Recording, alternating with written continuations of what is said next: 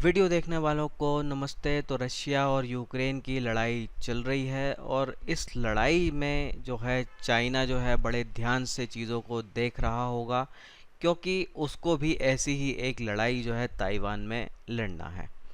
तो जब भी कोई देश जो है जिसको ऐसी परिस्थितियों का सामना करना पड़ सकता है और कहीं दूसरी जगह जो है वैसा कुछ हो रहा होता है, तो वो उस पर जो है बड़ी क्लोजली नज़र रखता है और उससे जो है सीखने की कोशिश करता है कि वहाँ क्या जो है कमियां रही हैं, कहीं वो हमारे साथ तो नहीं होगी, हमें भी अगर उसका सामना करना पड़ा तो हम कैसे करेंगे। तो वो सारी चीज़ों के बारे में वो सोचता है, विचारता है और उसके हिसाब से भविष्य की अपनी रणनीति बनाता है। तो यहाँ जो रशिया यूक्रेन का चल रहा है उसको चाइना बड़ी क्लोजली वॉच कर रहा होगा और उसको भी ताइवान में जो है हमला करने का उसका इरादा है। तो वो क्या चीज़ें जो है सीख रहा होगा उस पर बात करते हैं। तो सबसे पहली चीज़ जो है वो सीख रहा होगा, समझ रहा होगा, वो ये कि होमलैंड यानी कि कोई ऐसे देश जिस पे आप हमला करने जा रहे हैं और वहाँ के लोग जो है अपने देश से प्यार करते हैं, तो आपके लिए उस पर कब्ज़ा करना बहुत मुश्किल हो जाता है, बहुत मुश्किल हो जाता है। अगर हम एक दो पुराने केस को देखें कि भारत ने जो है बांग्लादेश को आज़ाद करवाया पाकिस्तान पे हमला करके, तो जो भारत को समय लगा वो सिर्फ 13 दिन का लगा। और वहीं अगर हम बात करें, अमेरिका ने जब वियतनाम पे हमला किया तो कई महीने लगे, जब कोरिया में जो किया तब महीनों लगे, अफ़गानिस्तान की बात करें तो 10 साल से ज़्यादा समय लग गया, जब उन्होंने इराक पे हमला किया तो एक छोटे से शहर पे कब्ज़ा करने में उन्हें 50 से ज़्यादा दिन लग गए थे। तो होता क्या है, इन सारे केस को देख के हम एक चीज़ समझ सकते हैं कि अगर जनता जो है उस सरकार से का जो है वो विरोध नहीं करती जिस पे वो जहाँ जिसका शासन चल रहा है, तो आपके लिए काम मुश्किल हो जाता है। अब बांग्लादेश वाले केस की बात करें तो वो स्थिति ऐसी थी कि वहाँ पे जो पंजाबी मुसलमान है वो बंगाली मुसलमान पे जुल्म कर रहा था। सत्ता जो है वो पंजाबी मुसलमान के हाथ में थी, वो बंगाली मुसलमान पे जुल्म कर रहा था। पंजाबी मुसलमानों की जो सेना थी वो बंगाली मुसलमानों पे बहुत जुल्म ढा रहे थे, औरतों के रेप हो रहे थे, जुल्म हो रहे थे तरह तरह के। तो उधर की जो सरकार थी उसका उसको पसंद नहीं करते थे लोग। तो जो बंगाली मुसलमान था वो पंजाबी मुसलमान की सरकार को बिल्कुल भी पसंद नहीं करता था। तो यहाँ जब भारत की सरकार साथ देती है, हमला करती है, तो जो बंगाली जनता है वो खुल के जो है भारतीय सेना के साथ आई। तो ऐसे लिए जो है क्या हो गया कि स्थिति ऐसी बन गई कि भारत को बांग्लादेश को लिबरेट करना बड़ा आसान रहा। 13 दिन में जो है वो काम कर लिए, जो कि बड़े बड़े देश जो है सारे आधुनिक हथियारों के साथ नहीं कर पाते, जो कि भारत ने बड़ी आसानी से कर लिया। तो यही चीज़ जो है चाइना सीख रहा है, समझ रहा है कि वहाँ पे उसको जब ताइवान पे हमला करना होगा तो उसको ऐसी जनता से सामना करना पड़ेगा जो अपने देश से प्यार करती है, जो उसको अपनी सरकार से कोई तकलीफ़ नहीं है। तो वहाँ पे हमला करना मुश्किल है, वो जनता जो है वो लड़ेगी, इजीली हार नहीं मानेगी। तो ये चीज़ का सामना उनको करना पड़ेगा जो बड़ा मुश्किल जो है उनके लिए होगा। तो ये चीज़ चाइना सीख रहा होगा यूक्रेन का केस देख के, क्योंकि यूक्रेन में भी जो है बहुत ज़्यादा समय रशिया को लग रहा है। दूसरी चीज़ की बात करें कि किसी भी युद्ध में सबसे महत्वपूर्ण जो चीज़ होती है वो होती है सप्लाई की। सप्लाई अगर दुरुस्त नहीं है तो कितनी भी अच्छी आपके पास सेना हो, हथियार हो, वो काम के नहीं होते।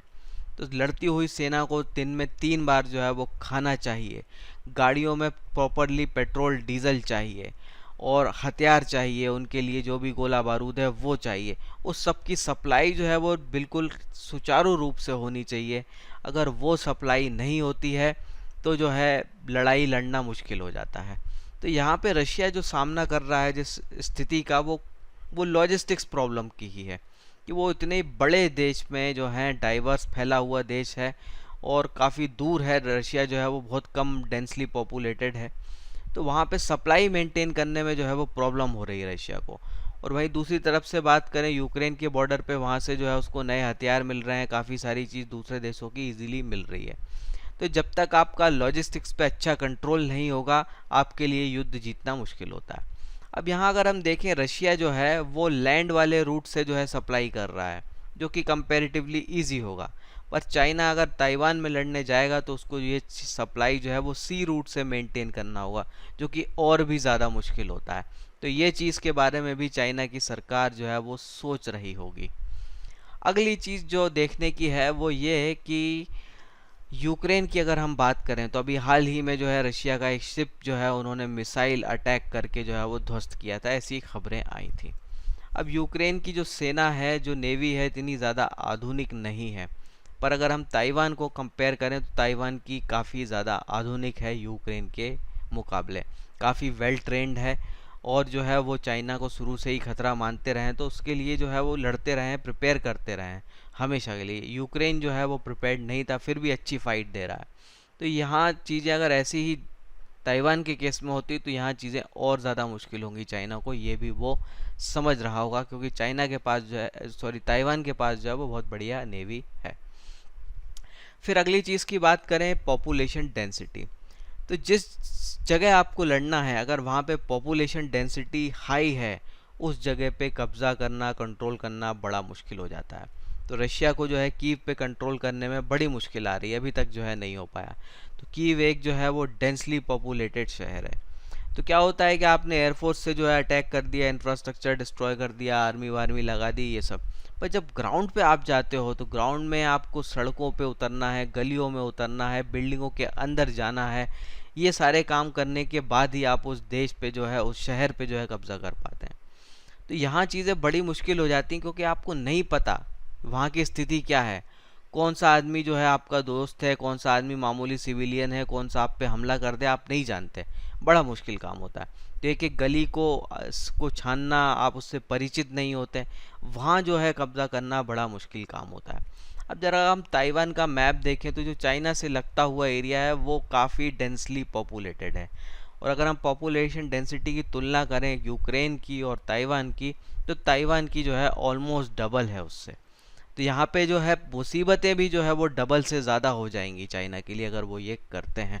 तो ये भी एक और चीज़ जो है जिसके बारे में वो सोच रहे होंगे। फिर लास्ट पॉइंट की अगर हम बात करें तो इंटरनेशनल कम्युनिटी क्या करती है, किस तरीके से वो रिएक्ट करती है, उसका भी एक रोल होता है। तो यहाँ अगर हम देखें तो जो जिस देश पे हमला हो रहा होता है, जो डिफेंडर होता है, सहानुभूति जो है वो जनरली उसके साथ आती है। जैसे यहाँ जो है हम यूक्रेन के साथ देख सकते हैं, तो बहुत सारे देश जो है यूक्रेन के साथ खड़े हैं। कोई हथियारों से मदद कर रहा है, कोई पैसे से मदद कर रहा है, क्योंकि वो जो है एक डिफेंडिंग साइट है। उसने जो है अटैक शुरू नहीं किया, अटैक जो है वो रशिया की तरफ से शुरू हुआ।